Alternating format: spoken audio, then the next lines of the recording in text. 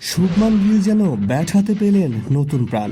ভারতের টেস্ট দলের অধিনায়ক হওয়ার পর থেকে তার ব্যাট থেকে বেরিয়ে আসছে একের পর এক দুর্দান্ত সেঞ্চুরি। মাত্র 25 বছর বয়সে গড়েছেন একাধিক রেকর্ড, ছুঁয়ে ফেলেছেন কিংবদন্তিদের কীর্তির ধারা।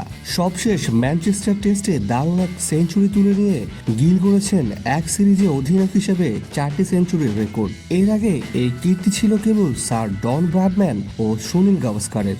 ব্র্যাডম্যান 1947-48 মৌসুমে ভারতের বিপক্ষে এবং গাভাস্কার 1978-79 মৌসুমে ওয়েস্ট ইন্ডিজের বিপক্ষে ঘরের মাঠে করেছিলেন 4টি সেঞ্চুরি। তবে গিল এই কীর্তি গড়েছেন বিদেশের মাটিতে, ইংল্যান্ডে।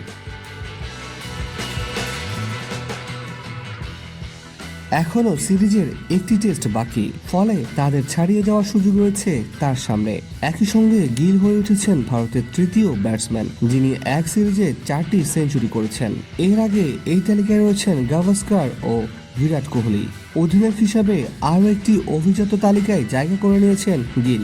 এক সিরিজে 700 রান করেছেন তিনি। এই কীর্তি রয়েছে কেবল কয়েকজন কিংবদন্তির: ব্র্যাডম্যান, সোবার্স, গাভাস্কার, গ্রাহাম গুচ এবং গ্রাইম স্মিথের।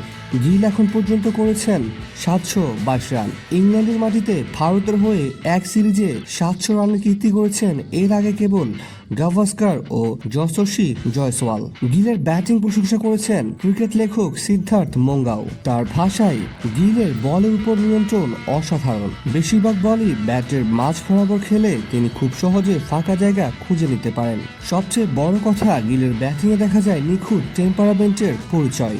চাপের মুখেও শান্ত থেকে পরিস্থিতি বুঝে খেলতে পারেন তিনি। স্টাইল আর স্ট্রোকের মেলবন্ধনে তৈরি হওয়া গিলের ব্যাটিং দর্শকদের জন্য হয়ে উঠেছে এক চমৎকার অভিজ্ঞতা। ভারতের টেস্ট ক্রিকেটে নতুন আস্থার প্রতীক হয়ে উঠেছেন তিনি।